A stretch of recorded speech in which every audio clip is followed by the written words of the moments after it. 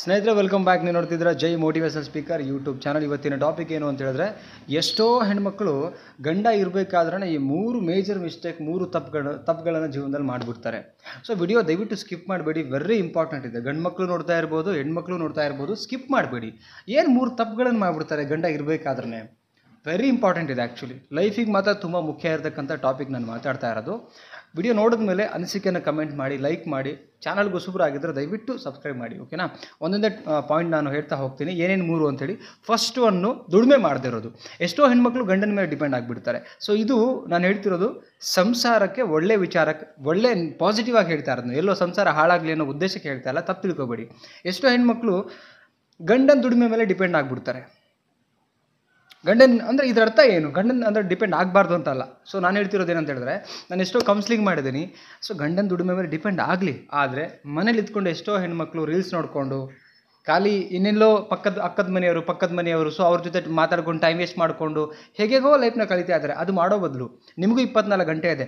ಗಂಡನಿಗೆ ಆಫೀಸಿಗೆ ಕಳಿಸಿದ ಮೇಲೆ ಅಥವಾ ಹೊಲಕ್ಕೆ ಕಳಿಸಿದ ಮೇಲೆ, ಅಥವಾ ನಿಮ್ದು ಏನೋ ಬೇರೆ ಗಂಡ ಹೊರಗಡೆ ಕೆಲಸಕ್ಕೆ ಹೋದ್ಮೇಲೆ, ಮಕ್ಕಳು ಸ್ಕೂಲಿಗೆ ಹೋದ್ಮೇಲೆ ನೀವು ಖಾಲಿ ಕೂತಿರ್ಬೇಕಾದ್ರೆ ರೀಲ್ಸ್ ನೋಡಿ ಅದು ಇದು ಟೈಮ್ ವೇಸ್ಟ್ ಮಾಡ್ಕೊಳ್ಳೋದಕ್ಕಿಂತ ಸ್ಟಿಚಿಂಗ್ ಮಾಡೋದನ್ನು ಕಲೀರಿ, ಅಥವಾ ಇನ್ಯಾವುದೋ ಮನೇಲಿ ಕೂತ್ಕೊಂಡು ಬಟ್ಟೆ ವ್ಯಾಪಾರ ಮಾಡೋದನ್ನು ಕಲೀರಿ. ಒಟ್ಟಿನಲ್ಲಿ ನಿಮಗೆ ಅಟ್ಲೀಸ್ಟ್ ದಿನಕ್ಕೆ ಒಂದು ₹100 ದುಡಿಯುವಂಥ ಕೆಪಾಸಿಟಿನ ನೀವು ಬಿಲ್ಡ್ ಮಾಡ್ಕೊಳ್ಳಿ. ಬಿಕಾಸ್ ಯಾವ ಸಮಯದಲ್ಲಿ ಯಾರು ನಮ್ಮನ್ನು ಬಿಟ್ಟು ಹೋಗ್ತಾರೆ ಗೊತ್ತಿಲ್ಲ. ಇದರರ್ಥ ಬಿಟ್ಟು ಹೋಗ್ತಾರೆ ಅಂತ ಹೇಳಿದ್ರೆ ಗಂಡ ಚೀಟ್ ಮಾಡ್ತಾನೆ, ಹಾಳು ಮಾಡ್ತಾನೆ, ಮೋಸ ಮಾಡ್ತಾನೆ ಅಂತಲ್ಲ. ಗೊತ್ತಿಲ್ಲ ಸಾವು ಯಾವ ಟೈಮಲ್ಲಿ ಬರುತ್ತಂತ. ಎಷ್ಟೋ ಇವತ್ತು ಹೆಣ್ಮಕ್ಳಿಗೆ ಮದುವೆ ಆಗ್ತಿದ್ದಂಗೆ 3 ತಿಂಗಳಿಗೋ 1 ತಿಂಗಳಿಗೋ 1 ವರ್ಷಕ್ಕೆ ಗಂಡ ಬಿಟ್ಬಿಟ್ಟು ಹೋಗ್ಬಿಟ್ಟಿರ್ತಾನೆ. ಗಂಡನ ಮೇಲೆ ಡಿಪೆಂಡ್ ಆಗಿಬಿಟ್ಟಿರ್ತಾರೆ.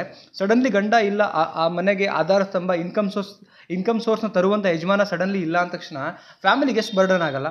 ಗಂಡ ಇರ್ಬೇಕಾದ್ರೆ ಅವ್ರು ಸಹಾಯ ತಗೊಳ್ಳಿ, ಒಳ್ಳೆ ರೀತಿಯಿಂದ ಬದುಕಿ. ದುಡ್ಡು ಬಂದ ತಕ್ಷಣ ಹೆಣ್ಮಕ್ಳು ಬದಲಾಗಬಾರ್ದು. ದುಡಿಮೆ ಶುರುವಾಯ್ತು ಅಂದ ತಕ್ಷಣವೇ ಒಂದೇನೋ ಬ್ಯೂಟಿ ಪಾರ್ಲರ್ ಹಾಕೋತೀರಾ, ಮನೇಲೆ ಬಟ್ಟೆ ಬಿಸ್ನೆಸ್ ಶುರು ಮಾಡ್ತೀರಾ, ಸ್ಟಿಚಿಂಗ್ ಮಾಡ್ತೀರಾ, ಬೇರೆ ಏನೇನೋ ಕೆಲಸ ಮಾಡ್ತೀರಾ ಅಂದ್ಕೊಳ್ಳಿ ಮನೇಲಿ ಇದ್ಕೊಂಡೇನೆ. ದುಡ್ಡು ಬಂದ ತಕ್ಷಣ ದುಡ್ಡು 2 ಕೊಂಬರ ಹತ್ರ ಆಡ್ಕೊಡ್ದು ಹೆಣ್ಮಕ್ಳು. ಸೊ ಗಂಡನಿಗೆ ಯಾವತ್ತು ಹೆಂಡತಿಯಾಗಿ ಮರ್ಯಾದೆ ಕೊಟ್ಟು ಆ ಫ್ಯಾಮಿಲಿಗೆ ಒಂದು ಮರ್ಯಾದಸ್ಥ ಆಗಿ ಯಾಕಂದ್ರೆ ಬಿಕಾಸ್ ಆ ಇಡೀ ಮನೆ ನಿಮ್ಮ ಮೇಲೆ ಡಿಪೆಂಡ್ ಇರುತ್ತೆ. ಫ್ರೀ ಇರೋ ಟೈಮ್ ದುಡಿಮೆ ಮಾಡಿಕೊಂಡ್ರೆ ನಾಳೆ ದಿನ ಸಪೋಸ್ ಆ ಥರ ಪರಿಸ್ಥಿತಿಗಳು ಬಂದರೆ ಆ ಮಕ್ಳಿಗೆ ಸಾಕೊಳ್ಳೋಕ್ಕೆ, ನಿಮ್ಮ ಹೊಟ್ಟೆ ಸಾಕೊಳ್ಳೋಕ್ಕೆ, ಆ್ಯಂಡ್ ನಿಮ್ಮ ಜೊತೆಗೆ ಅತ್ತೆ ಮಾವ ಅಂತ ಇದ್ರೆ ಅವರು ಸಾಕೊಳ್ಳೋಕ್ಕೆ. ಗಂಡ ಸಡನ್ಲಿ ಏನೋ ಆಗ್ಬಿಟ್ರೆ ನಿಮ್ಮ ಪ್ರೆಸೆನ್ಸ್ ತುಂಬ ಇಂಪಾರ್ಟೆಂಟ್ ಇರುತ್ತೆ. ಸೊ ಅವನ ಕಾರಣಕ್ಕೆ ಇದನ್ನು ಪಾಸಿಟಿವ್ ಆಗಿ ತಗೊಳ್ಳಿ. ದುಡಿಮೆ ಮಾಡೋದನ್ನು ಶುರು ಮಾಡಿ. ಬಟ್ ದುಡಿಮೆ ಮಾಡಿ ಅಂದ ತಕ್ಷಣ ಅಥವಾ ದುಡಿಮೆ ಬಂದ ಮೇಲೆ, ಆ ಇನ್ಕಮ್ ಅಂದಮೇಲೆ ಗಂಡನಿಗೆ ಏಕವಚನದಲ್ಲಿ ನೋಡ್ಕೊಳ್ಳೋದು, ದುಡಿತಾ ಇದ್ದೀನಿ ಅಂದ್ಕೊಂಡು ಇನ್ನೊಂದೇನೋ ಕೆಟ್ಟ ಕೆಲಸ ಮಾಡೋದು, ಆ ಥರದ್ದು ನಡ್ಕೊಳ್ಕೂಡ್ದು. ಬಿಕಾಸ್ ನಾವು ಒಳ್ಳೆ ಕಲ್ಚರ್ ಫ್ಯಾಮಿಲಿಯಿಂದ ಬಂದಿರೋರು, ಒಂದು ಒಳ್ಳೆ ಸಮಾಜದಲ್ಲಿ ಬದುಕ್ತಾ ಇದ್ದೀವಿ. ಆ ಒಂದು ಕಾರಣಕ್ಕೆ ಸೆಕೆಂಡ್ ಪಾಯಿಂಟ್ ಏನಂತ ಹೇಳಿದ್ರೆ, ಧೈರ್ಯ ತಂದುಕೊಳ್ಳದೆ ಬದುಕ್ತಾ ಇರೋದು. ತಪ್ಪು ಮಾಡ್ಬಿಡ್ತಾರೆ, ಧೈರ್ಯನೇ ತಗೊಳ್ಳಲ್ಲ. ಏನಂತ ಹೇಳಿದ್ರೆ ಎಲ್ಲಾನು ಕೂಡ ಗಂಡನ ಮೇಲೆ ಬಿಟ್ಬಿಡೋದು, ಎಲ್ಲದಕ್ಕೂ ಕೂಡ ಹೆದರ್ಕೊಳ್ಳೋವಂಥದ್ದು. ಹಂಗೆ ಮಾಡಿದಾಗ ನಾಳೆ ದಿನ ಸಡನ್ಲಿ ಅದೇ ಹೇಳ್ತಿದ್ದೀನಿ, ಯಾವ ಟೈಮಲ್ಲಿ ಸಾವು ಅನ್ನೋದು ಬರುತ್ತೆ ಗೊತ್ತಿಲ್ಲ, ಕನ್ಫರ್ಮ್ ಆಗಿದೆ. ಅಥವಾ ಕೆಲವರು ಒಂದು ಬಾಳಲ್ಲಿ ಗಂಡ ಬಿಟ್ಬಿಟ್ಟು ಬೇರೆಯವರೊಟ್ಟಿಗೂ ಹೋಗಿರೋದು ಉಂಟು. ಸೊ ಅಲ್ಲಿ ಒಬ್ಬಂಟಿ ಬದುಕು ನಿಮ್ದಾಗತ್ತೆ. ಸೊ ಗಂಡ ಇರ್ಬೇಕಾದ್ರೆ ಎಲ್ಲ ಪ್ರಾಕ್ಟೀಸ್ ಮಾಡ್ಕೊಳ್ಳಿ, ರೂಢಿ ಮಾಡ್ಕೊಳ್ಳಿ. ನೀವು ಹೊರಗಡೆ ಹೋಗ್ತಾನೆ, ಬಟ್ ಒಳ್ಳೆ ರೀತಿಯಿಂದ ಇರಿ. ಗಂಡ ತಪ್ಪು ಮಾಡ್ದ ಅಂತ ಹೆಂಡ್ತಿನೂ ತಪ್ಪು ಮಾಡ್ಕೊಡ್ದು, ರೈಟ್? ಇದೆಲ್ಲರೂ ಕೂಡ ನಿಮ್ಮ ಸಂಸಾರಕ್ಕೋಸ್ಕರ ಮಾಡಬೇಕಾಗಿರೋದು. ಇದು ಒಂದು ಕಲ್ಚರ್ ಇರ್ತಕ್ಕಂಥ ಫ್ಯಾಮಿಲಿನಲ್ಲಿ ನಾವು ಹೇಗೆ ಬದುಕ್ತೀವಿ, ಹಾಗೆ ಇದನ್ನೆಲ್ಲ ನಿಮ್ಮ ಹೊಟ್ಟೆಪಾಡಿಗೋಸ್ಕರ ಮಾಡುವಂಥದ್ದನ್ನು ಹೇಳ್ಕೊಡ್ತಾ ಇದ್ದೀನಿ ನಾನು. ಸೊ ನನಗೆ ಗೊತ್ತಿರೋ ಇನ್ಫಾರ್ಮೇಷನ್ ಪಾಸ್ ಮಾಡ್ತೀನಿ. ಬಿಕಾಸ್ ಕೌನ್ಸಿಲಿಂಗ್ ಮಾಡ್ಬೇಕಾದ್ರೆ ಎಷ್ಟೋ ಹೆಣ್ಮಕ್ಳನ್ನ ನೋಡಿದ್ದೀನಿ, ಕಣ್ಣೀರಾಗ್ತಿದ್ದಾರೆ. ಸೊ ಅದಕ್ಕೆ ಗಂಡ ಇರಬೇಕಾದ್ರೆ ನೀವು ತರೋದು, ಮಾಡೋದು, ಹೋಗೋದು ರೂಢಿ ಮಾಡಿಕೊಂಡ್ರೆ, ಧೈರ್ಯ ತಂದ್ಕೊಳ್ಳೋದನ್ನು ಕಲ್ತ್ಕೊಂಡ್ರೆ ಆವಾಗ ನಿಮಗೆ ಈಸಿ ಆಗ್ತಾ ಬರುತ್ತೆ, ರೈಟ್? ಇಲ್ಲಿ ಯಾರೂ ಬದುಕಲಿಕ್ಕೆ ಬಂದಿಲ್ಲ. ಸಪೋಸ್ ಆ ಟೈಮಲ್ಲಿ ಹೆಂಡ್ತಿನೂ ಬಿಟ್ಟು ಹೋಗ್ಬೋದು, ಬಿಕಾಸ್ ಗಂಡ ಹೊರಗಡೆ ಓಡಾಡ್ತಿರ್ತಾನೆ, ಅವನಿಗೆ ಈಸಿ ಆಗ್ತಿರುತ್ತೆ. ಬಟ್ ಹೆಣ್ಮಕ್ಳು 4 ಗೋಡೆ ಮಧ್ಯೆ ಇರೋದ್ರಿಂದ ಅವಳಿಗೆ ಕಷ್ಟ ಆಗಬಾರ್ದು ನಾಳೆ ಆ ಬದುಕು. ಸೊ ಆ ಒಂದು ಕಾರಣಕ್ಕೆ ನೀವು ಧೈರ್ಯ ತಂದುಕೊಳ್ಳೋದನ್ನು ಕಲೀರಿ. ಎಷ್ಟೋ ಹೆಣ್ಮಕ್ಳು ಧೈರ್ಯ ತಂದುಕೊಳ್ಳೋದನ್ನು ಕಲಿಯಲ್ಲ. ಸೊ ಆಕಾಶನ ತಲೆ ಮೇಲೆ ಬಿದ್ದೋರ ಥರ ಫೀಲ್ ಮಾಡ್ಕೊಂಡು ಕೂತ್ಕೊಂಡು ಜೀವನನೇ ಮುಗಿದೋಯ್ತು ಅನ್ಕೋತಾರೆ, ಧೈರ್ಯ ತಂದುಕೊಳ್ತೀರಾ. Second point. ಥರ್ಡ್ ಪಾಯಿಂಟ್ ಬಂದು ಏನಂತ ಹೇಳಿದ್ರೆ, ಕೊರಗ್ತಾ ಕೂತ್ಕೊಳ್ತಾರೆ. ಏನೋ ಸಣ್ಣ ಪುಟ್ಟ ಮಿಸ್ಟೇಕ್ ಆಯಿತು ಅಥವಾ ಸಣ್ಣ ಪುಟ್ಟ ಏನೋ ಪ್ರಾಬ್ಲಮ್ ಆಗಿದ ತಕ್ಷಣ ಕೊರಗ್ತಾ ಕೂತ್ಕೊಳ್ತಾರೆ. ಆ ಪ್ರಾಬ್ಲಮಿಗೆ ಏನು ಪರಿಹಾರ ಮಾಡಬೇಕು ಅದ್ರ ಬಗ್ಗೆ ಯೋಚನೆ ಮಾಡಲ್ಲ.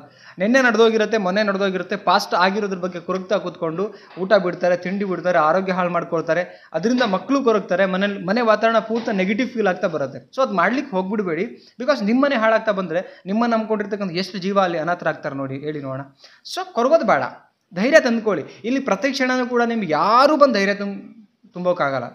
ನಿಮ್ಮ ಆತ್ಮಕ್ಕೆ, ನಿಮ್ಮ ಮೆಂಟಾಲಿಟಿಗೆ, ನಿಮ್ಮ ಯೋಚನೆಗೆ ನೀವೇ ತಂದುಕೊಳ್ಳೋದು ರೂಢಿ ಮಾಡ್ಕೊಬೇಕು. ಸಪೋಸ್ ಜೊತೆಗಿರ್ತಕ್ಕಂಥ ಗಂಡ ಧೈರ್ಯ ತುಂಬಿದ್ರೂ ಕೂಡ ನೀವು ಅದನ್ನು ಪಾಸಿಟಿವ್ ಆಗಿ ತಗೊಂಡು ಇನ್ನಷ್ಟು ಸ್ವಲ್ಪ ನೀವು ಧೈರ್ಯ ತಗೊಳ್ಳೋದನ್ನು ಕಲ್ತ್ಕೋಬೇಕು. ಇದರಿಂದ ನಿಮ್ಮ ಬದುಕು ಚೆನ್ನಾಗಿರುತ್ತೆ, ಜೀವನ ಚೆನ್ನಾಗಿರುತ್ತೆ, ಆ್ಯಂಡ್ ನಿಮ್ಮ ಜೊತೆಗಿರ್ತಕ್ಕಂಥ ಮಕ್ಕಳು, ಅತ್ತೆ ಮಾವ, ಗಂಡ ಎಲ್ಲರೂ ಚೆನ್ನಾಗಿರ್ತಾರೆ. ಸೊ ಆ ಒಂದು ಕಾರಣಕ್ಕೆ ಹೇಳ್ತಾ ಇದ್ದೀನಿ, ಗಂಡ ಬದುಕಿರಬೇಕಾದ್ರೆ ಇವೆಲ್ಲನೂ ರೂಢಿ ಮಾಡ್ಕೊಳ್ಳಿ. ನನ್ನ ಉದ್ದೇಶ ಅವ್ರು ಸತ್ತೋಗ್ಲಿ ಅಥವಾ ಹಾಳಾಗಲಿ ಅಂತ ಅಲ್ಲ.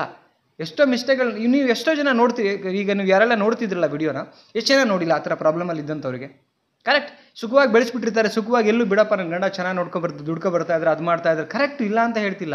ನಾಳೆ ದಿನ ಏನೋ ಆಗ್ಬಿಟ್ರೆ, ಕರೆಕ್ಟ್ ಅಲ್ವಾ, ಏನೋ ಆಗ್ಬಿಟ್ರೆ, ಸೊ ಅವನ ಕಾರಣಕ್ಕೆ ನಾವು ಖಾಲಿಯನ್ನು ಕೂತ್ಕೊಳ್ಳೋಣ. ಗಟ್ಟಿ ಇದ್ದೀವಿ, ವಯಸ್ಸಿದೆ, ಟೈಮ್ ಇದೆ, ಯಾಕೆ ಮಾಡಬಾರ್ದು ಕೆಲಸನ? ಎಷ್ಟೋ ಕೈಯು ಕಾಲು ಇಲ್ಲದೇ ಇರೋರು ಏನೋ ಒಂದು ₹100 ದುಡಿಯೋಕ್ಕೆ ಏನೇನೋ ಕಷ್ಟಪಡ್ತಾ ಇದ್ದಾರೆ, ಅದನ್ನು ಮಾಡೋಣ. ನಾವು ₹100 ಬಿಕಾಸ್ ಎಲ್ಲನೂ ಬಿಟ್ಬಿಟ್ಟು ಹೋಗ್ಬಿಟ್ರೆ ನಾಳೆ ದಿನ ಅಟ್ಲೀಸ್ಟ್ ನಮ್ಮ ಹೊಟ್ಟೆಗಾರು ಬೇಕಲ್ಲ, ಅದಕ್ಕಾರು ದುಡಿಯೋಕ್ಕಾರು ಪ್ರಯತ್ನ ಮಾಡೋಣ. ಐ ಥಿಂಕ್ ಈ ಒಂದು ವಿಡಿಯೋ ಒಳಗಡೆ ಹೆಣ್ಮಕ್ಳಿಗೆ ಮೇಜರ್ 3 ಟಿಪ್ಸ್ನ ಶೇರ್ ಮಾಡಿದ್ದೀನಿ ಅಂತ ಅಂದ್ಕೊಂಡಿದ್ದೆ. ನಿಮ್ಗೆ ಇಷ್ಟ ಆದರೆ ದಯವಿಟ್ಟು ಎಲ್ಲ ಲೇಡೀಸಿಗೆ ಒಂದು ವಿಡಿಯೋನ ಶೇರ್ ಮಾಡಿ ಪ್ಲೀಸ್. ನಿಮಗೆ ಹೆಣ್ಮಕ್ಳ ಮೇಲೆ ಗೌರವ ಇದ್ದರೆ, ನಿಮ್ಮ ತಾಯಿ ಹೆಣ್ಣು, ಅಕ್ಕ ಹೆಣ್ಣು, ಸೊ ಅವನ ಕಾರಣಕ್ಕೆ ಹೇಳ್ತೆ, ಗಂಡು ಮಕ್ಕಳು ನೋಡ್ತಾ ಇದ್ರೂ ಕೂಡ ನನ್ನ ಅಣ್ಣ ತಮ್ಮಂದಿರಿಗೆ ವಿಡಿಯೋನ ಶೇರ್ ಮಾಡಿ. ಹೆಣ್ಮಕ್ಳು ನೋಡ್ತಾ ಇದ್ದರೆ ನಿಮ್ಮ ಅಕ್ಕ ತಂಗಿಯರಿಗೆ ಶೇರ್ ಮಾಡಿ ವಿಡಿಯೋ. ಒಳ್ಳೆ ಒಂದು ಪಾಸಿಟಿವ್ ವೈಬ್ನಲ್ಲಿ ಅವ್ರಿಗೆ ಒಂದು ಒಳ್ಳೆ ಇನ್ಫಾರ್ಮೇಷನ್ ಆಗಲಿ ಅಂತ ಹೇಳ್ತಾ ಮತ್ತೊಂದು ಟಾಪಿಕ್ ಸಿಗ್ತೀನಿ. ಚಾನಲ್ಗೆ ಸಬ್ಸ್ಕ್ರೈಬ್ ಮಾಡ್ಕೊಳ್ಳಿ, ಅನಿಸಿಕೆನ ಕಮೆಂಟ್ ಮಾಡಿ. Thank you so much, love you, ನಮಸ್ತೆ.